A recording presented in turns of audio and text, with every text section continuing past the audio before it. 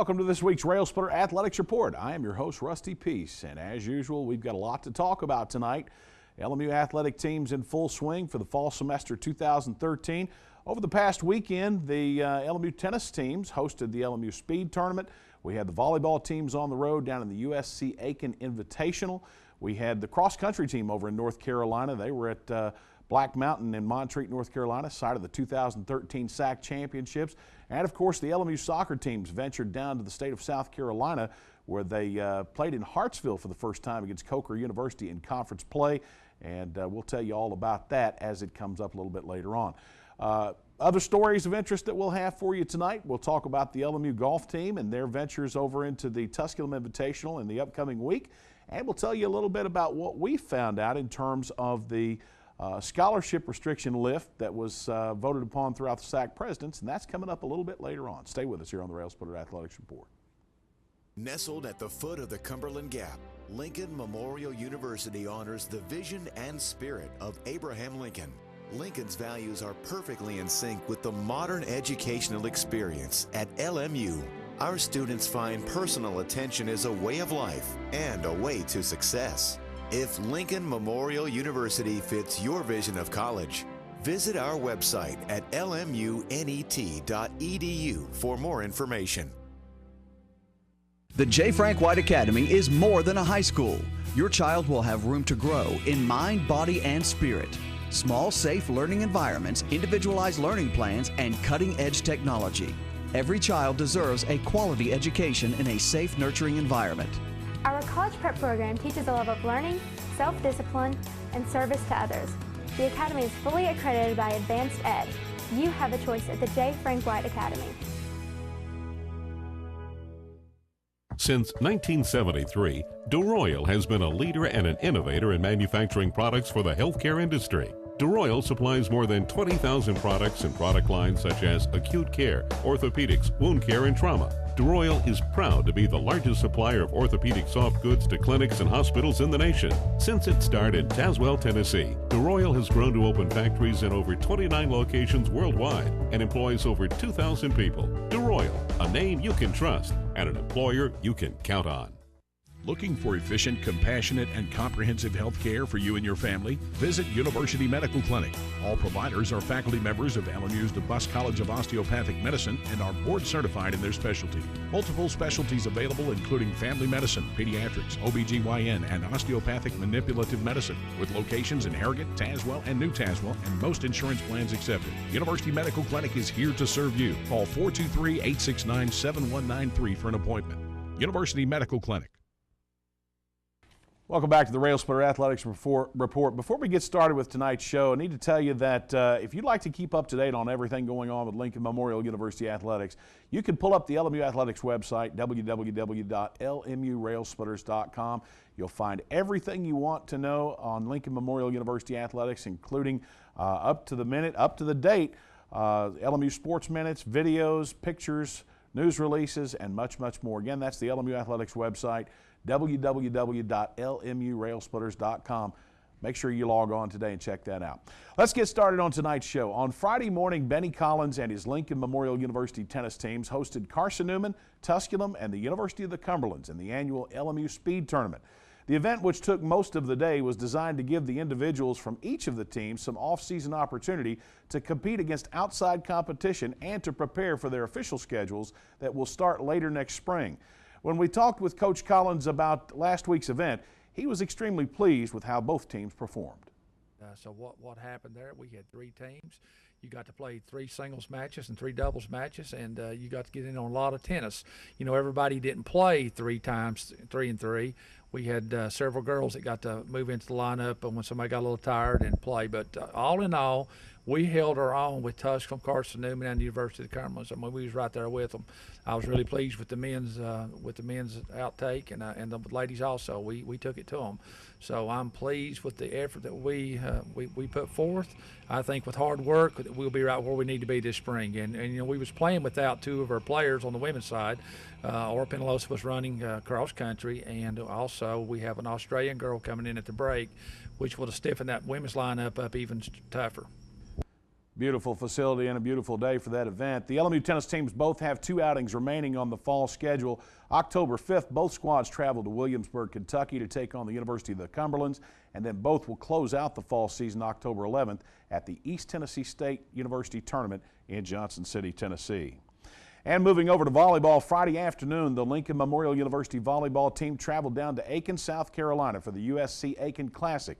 The LMU women were riding a 3-match win streak that started during their recent trip to Savannah, Georgia, when they participated in the Armstrong Atlantic State University Classic and knocked off Flagler University and Georgia Regents University, Augusta, in the final day of competition. And that was before coming home on Tuesday evening to open South Atlantic Conference play and their home schedule with a win over Mars Hill College. In Friday's opening round at the USC Aiken Classic, LMU got the weekend started by rolling over Converse College by the final of 3-1. The Lady Railsplitters win streak came to a close later that afternoon, however, when Lander University took LMU in straight sets, winning 25-17, 25-20, and 25-14 to drop LMU to 4-3 overall and 1-1 for the weekend. On Saturday, the action didn't get any better for LMU as Palm Beach Atlantic State University captured a convincing 3-0 decision over the Lady Railsplitters to hand in their second straight loss. The setback sparked Jenny Michaels' club in the final match, however, as they banged out a hard-fought 3-2 victory over host USC Aiken to take a 2-2 split for the weekend. On Monday, we talked with Michael about the weekend's tournament and what she felt it did for her team going into this weekend's conference road battles with Anderson and Newberry. This weekend on a whole was another opportunity for us to gain a lot of experience. You know, what we've noticed up until this weekend is we've really struggled with how we start a match or start a session is how we play continually throughout it. Meaning, you know, if it's been in practice and we started off kind of rough, we've had a rough practice the whole duration. In matches, if we've started out bad in the first set, we've played very poorly the entire match. And Saturday, in our final competition for the weekend, we played host Aiken, and we started out very poorly. To be honest, we did not play well all weekend, and we started out very poorly again against them. But it was really nice to see our team mature and actually be able to basically change our fate mid-match. This Friday's match with Anderson will be the Lady Railsplitters' first league road test of the year. Last season, LMU swept the Trojans both home and away, winning 3-0 in Harrogate and 3-2 in Anderson, South Carolina. The match gets underway at 7 p.m. on the AU campus, while Saturday's bout with the Wolves of Newberry is set for a 2 p.m. first serve. Turning to cross country, Saturday morning, the Lincoln Memorial University men's and women's cross country teams traveled to Montreat, North Carolina to run in the Hyder McMahill Invitational, side of the 2013 Food Line South Atlantic Conference Championships. The Lincoln Memorial University women finished 4th among the 11 teams participating in the event, while the Railsplitters were shorthanded due to injury and suspension, which only gave them 3 runners and kept them from qualifying for an official team finish. A short time following Saturday's race, we talked with head coach Jeremy Donahue about his weekend's event and about how his teams ran. Looking at the women first, it was going to get a good look at a couple strong teams in the conference in Wingate and Mars Hill, as well as a handful of other ones that we wanted to compete against, and get a good look at the conference course. It looks like it'll be a challenging course, but good fun course to run on for our ladies. So we got to look at both, and I was pleased with it coming out of it. We went in there with tired legs. I think you could see that with how we started the race. We didn't put ourselves in great position to be successful. I told them too that I didn't think we were the 4th best team when during the race. I thought we were further back than that even, and especially with Abby Yother going down mid-race, really thought we were going to be hurting, but they kept battling, and I was pleased with that 4th place performance, knowing that there's still a lot left in them. This weekend, the LMU men's and women's teams travel to Berea, Kentucky for the Berea Invitational. The event will mark the 3rd consecutive weekend both teams have competed in collegiate races without a week off. But as Donahue explains, it's been some time since LMU has made an appearance at the race, and both teams should be back near 100% by Saturday's opening gun. Looking at this week, we'll try and get those tired legs maybe feeling a little bit better before we head into another strong block of training. So maybe be a little fresher for this Berea race. Looks going to be some strong teams up there. Berea is always strong. Asbury's going to be there. So some good teams for us to compete against. Another race where we can get out there, really focus on doing the right things, especially our women getting up front early in a race, maybe being more aggressive early on. And with our men, we're hoping to be at full strength this week. And of course, both teams will have a short trek up I-75 to Berea, only about an hour and 20 minutes, maybe an hour and 30 minutes to participate in that event. And I know that Jeremy Donahue will have his teams ready to go. I know that we've got one camera operator here in the studio that would love to be with them this weekend running in that event, and that's Sophia Lopez-Miamendi. That name no stranger to South Atlantic Conference cross-country action. When we return, we've got a lot more to talk about in terms of last week's results, the week ahead, and again, we're going to be updating you on the scholarship restriction lift from the South Atlantic Conference presidents and what LMU plans to do with that over the next period of time. So stay with us right here on the Railsplitter Athletics Report.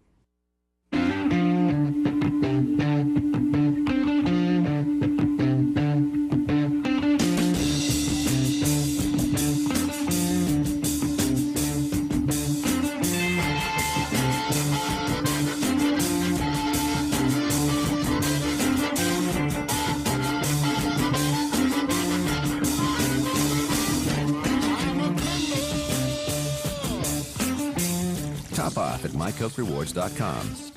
No matter whether it's breakfast, lunch, or dinner, Subway of Harrogate and Middlesboro has your fresh interests at heart. On your way to work, try one of our mouth-watering breakfast sandwich or flatbread omelets. If it's lunch or dinner time, choose from our wide selection of classic, select, or premium sandwiches, all made to your order. If you're serving a crowd, Subway has sandwich platters, giant subs, box lunches, and even cookie platters. Whether it's dine in or carry out, you can eat healthy and eat fresh at Subway. Subway, 362 Catawba Avenue in Harrogate and on the corner of the Village Square Mall, Middlesboro.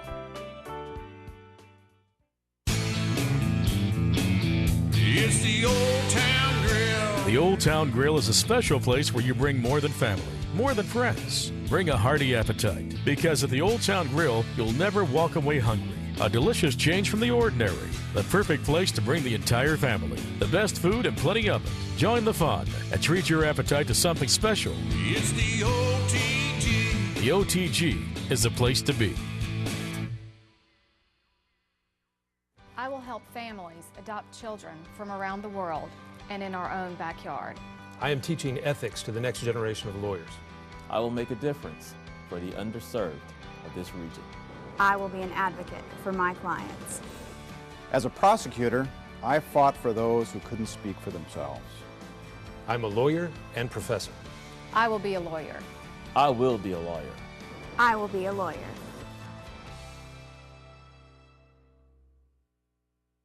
Welcome back to the Railsplitter Athletics Report. Folks, before we get further into the show, I need to mention to you that you don't have to be necessarily an LMU sports fan to keep up to date with what's going on locally in sports. Check out the ADA Sports Report on Monday nights on WLMU 91.3 FM and on the World Wide Web at 913thegap.com.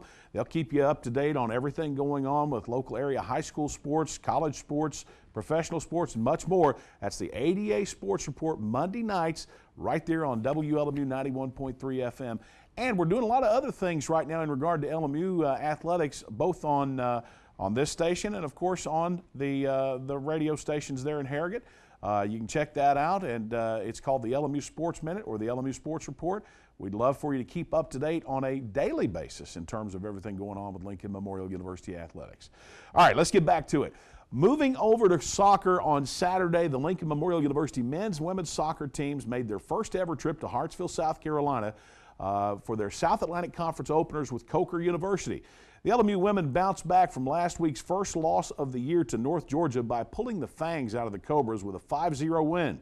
The victory moves the Lady Railsplitters to 2-1-1 overall and 1-0 in league play, entering this Saturday's home conference matchup with Newberry, while the overtime bug continued to plague the Lincoln Memorial men on Saturday. For the third time in 4 matches, the Railsplitters were forced into overtime by an opponent, this time playing to a 2-2 tie in their conference opener with the Cobras of Kokra. We were coming on the trail of playing a tough North Georgia. But funny as it sounds, by losing to them, it created a ton of momentum because that's one of the top teams in the nation. In fact, received votes as #1 in the region, you know. So the women felt that they now have arrived at a place that they can be among the top teams in the region. So they brought that attitude going to Coker. Unknown team because it's new in the conference, and quite frankly, I had never seen them.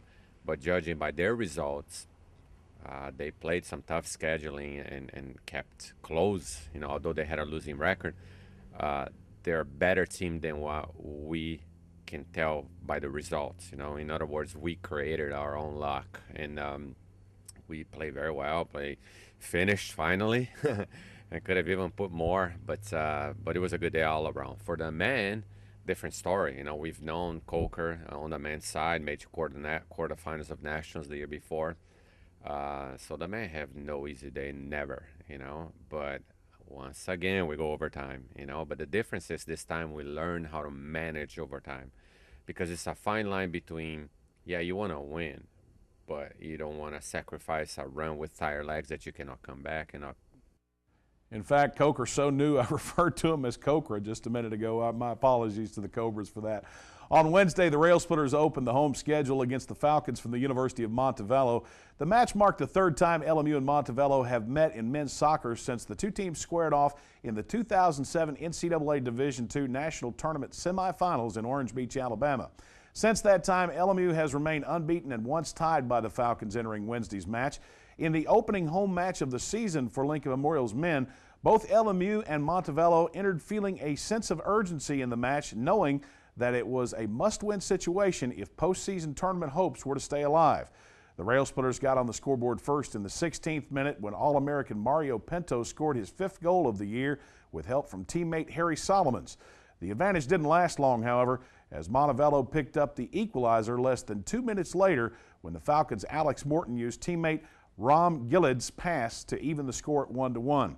The Railsplitters' game-winning goal came in the 69th minute when Pinto dribbled the ball around the defender on the right side of the box and hit teammate and countryman Leonardo da Silva with a pass that he drove through the frame from the front of the goal to give LMU their 2-1 margin of victory. After the match, we talked with head coach Helio Dana about the win. It's a long season ahead, and you cannot say that this would have been a devastating loss or a season-ending loss. But at the end of the day, we got to show results against the teams that are contending for the national championship. And this was one. And now we tied one last week with Coker, won this one. We collect a couple of more results and take care of the rest of the season. We're going to look good at the end. This weekend, the Lincoln Memorial University soccer teams play their first home doubleheader of the year when they host South Atlantic Conference opponent Newberry University. Newberry's women enter Saturday's meeting with LMU at 3-1 overall, having lost their most recent match to Belmont Abbey, while the Newberry men are still in search of their first victory of the season with a 0-5 record. For what I just heard my captain say that we should win, and I need to work on that. You know, that's part of my job because Newberry never makes it easy for us. I respect the program. You know, last year we beat them 1-0, and it took everything that we could do. But it's good that the kids are confident and kids are excited. But my job now is to get them down to earth. Saturday's doubleheader again gets underway at 1 p.m. at the LMU Soccer Complex. Women will start the action. Men will play at 3:30. Free to the public, folks, so we definitely want you to come out in support of the LMU soccer teams. Real quick, let's talk about golf. This past week, Travis Muncie and the Lincoln Memorial University men's and women's golf teams have been preparing for next week's Tusculum Fall Classic. Both teams have been qualifying this week at Wasiota Winds Golf Course in Pineville, Kentucky, and Woodlake Golf Course in Tazewell, Tennessee. The Tusculum Invitational will get started Monday morning at Link Hills Country Club in Greenville, Tennessee, and finish Tuesday afternoon at the 18-hole facility. We'll have results on next week's show as to how both LMU teams competed in that tournament. Folks, we've still got some more to talk about. We want you to stick around here. We're going to be talking next. Earlier today, I had the opportunity to speak with LMU Athletics Director Roger Vanoy about the decision for the South Atlantic Conference member institutions to lift the scholarship restriction. We told you about that last week. I'll give you an update today as to how LMU is going to handle that and what exactly it's going to mean to the various teams involved. Stay with us right here on the Railsplitter Athletics Report. Nestled at the foot of the Cumberland Gap, Lincoln Memorial University honors the vision and spirit of Abraham Lincoln. Lincoln's values are perfectly in sync with the modern educational experience at LMU.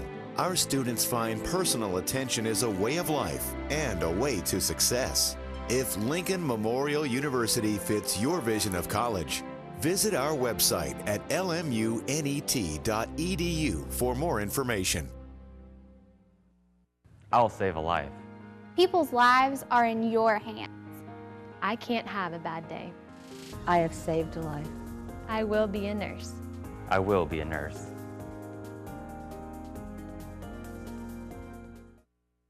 I deal with life and death situations. We touch a lot of lives every day. People's lives are in your hands. I will be a nurse. I will be a nurse.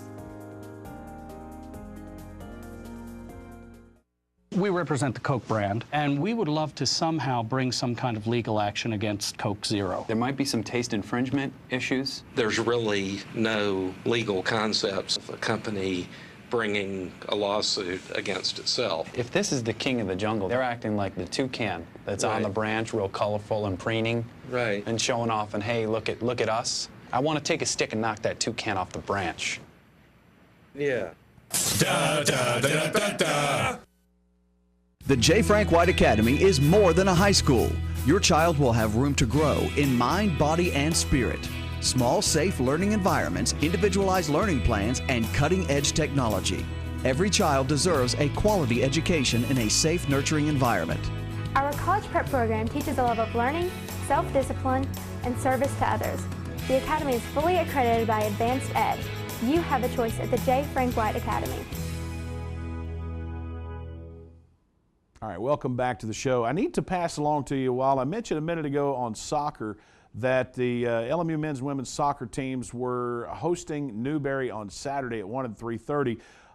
The coaching staff and the athletics department has contacted me today saying that there is a very strong possibility, and I do mean strong, that doubleheader is going to be pushed back into Sunday. Why do you ask? Well, stormy conditions are forecast for the tri-state area on Saturday.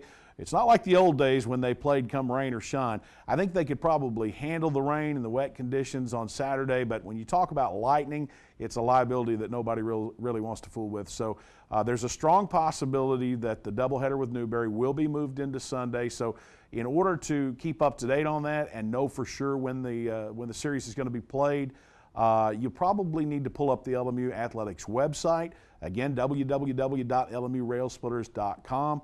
You'll see that on the main page, or you can contact the LMU Sports Line, which is toll-free anywhere here in the general area, or it's an 869 call, so 869-6400. If you're calling somewhere outside the local calling area, you can dial 1-800-325-0900 and then dial 6400 or ask for extension 6400 if you get the attendant, and we'll have the sports line updated as to when those matches will be played and exactly what time. And again, that's LMU men's and women's soccer. Strong probability that they're going to be moved back into Sunday. So just, keep your heads up and look for that as it's made available. All right.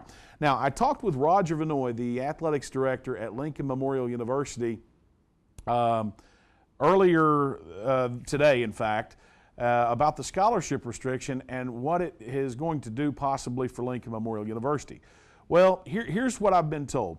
I know that officials at Lincoln Memorial University have met, the finance department, other departments involved, along with the athletic director and the president. Now, at some point, the board of directors will also become involved in this.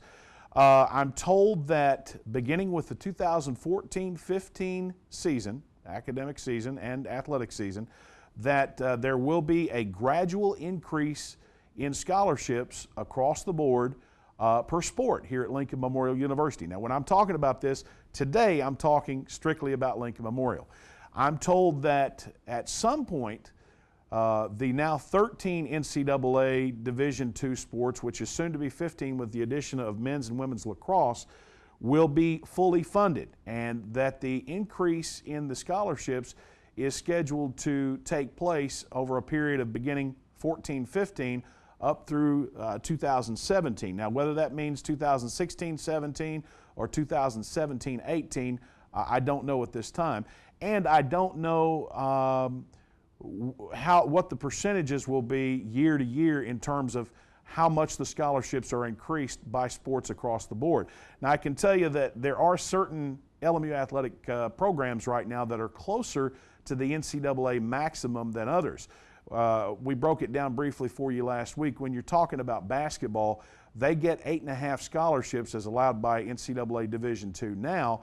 The maximum would be 10, so they really don't have that far to go in order to reach the maximum. Whereas in the particular case of tennis, the NCAA allows 6 scholarships. LMU's tennis program and the other South Atlantic Conference schools only give 2 at this time. So I think probably you'll see the middle to lower tier sports such as tennis, cross country, golf, some of those sports, possibly baseball and volleyball and softball that will benefit a little bit from it. I think you'll see it benefit the middle to lower tier sports a lot more than you will the upper sports on LMU's campus. And folks, when I use those terms, I really hate the term lower tier sports, but let's face it, at every college and university, you have what would be considered a marquee sport. At Tennessee, it's football. At Kentucky, it's basketball. Here at Lincoln Memorial University, it's men's basketball. Then you've got baseball and women's basketball probably running a close second. And then after that, kind of there's a logjam of different programs. As to how much each program will get and how fast that will happen, I don't know. I think if they look at it in reality, probably the programs that are going to benefit from it the most, I could see them giving them more up front. But then again, they may give it across the board as a standard increment over that period of time. But I can guarantee you this, it will come in increments. It will not be a there it is type situation. I think that probably men's and women's tennis will benefit greatly. Cross country, I think men's and women's soccer, they're at 4 scholarships now. The NCAA allows a total of 8. So you're going to see probably men's and women's soccer, once they get up to the maximum as allowed by the NCAA Division II, compete on a national level a lot stronger than they're able to do right now with only 4 scholarships. Let's face it, when you're able to go out and get the 8 players that you want and then piecemeal together other scholarships, it's a lot easier to surround those 8 players with role players that are just good quality players that have great academics and qualify for a lot of academic money or maybe institutional aid or diversity aid, as opposed to having to piecemeal one particular scholarship together. And that's what some of the schools throughout the South Atlantic Conference have had to do over recent years. Now, as I mentioned last week, the SAC was the last conference in NCAA Division II sports to give up the scholarship restriction ban. So they pretty well were kind of a dinosaur in that particular case. And so now they've joined the rest of the group. I think that you're really going to see the South Atlantic Conference, pardon the pun, start to make some waves throughout NCAA Division II athletics. They already get great academics. They have great sports, and they've done well given what they've had on various levels of competition in various sports. So I think over the next few years, the South Atlantic Conference could become the premier conference in NCAA Division II athletics. And Patrick Britz, of course, the commissioner, is completely supportive of this. He's supportive of the academic role that these institutions play, and without a doubt, he is going to turn things into the advantage for everybody. That's all the time we have for this week's show. Until next week, I'm Rusty Peace for everybody behind the scenes. Good night, everybody.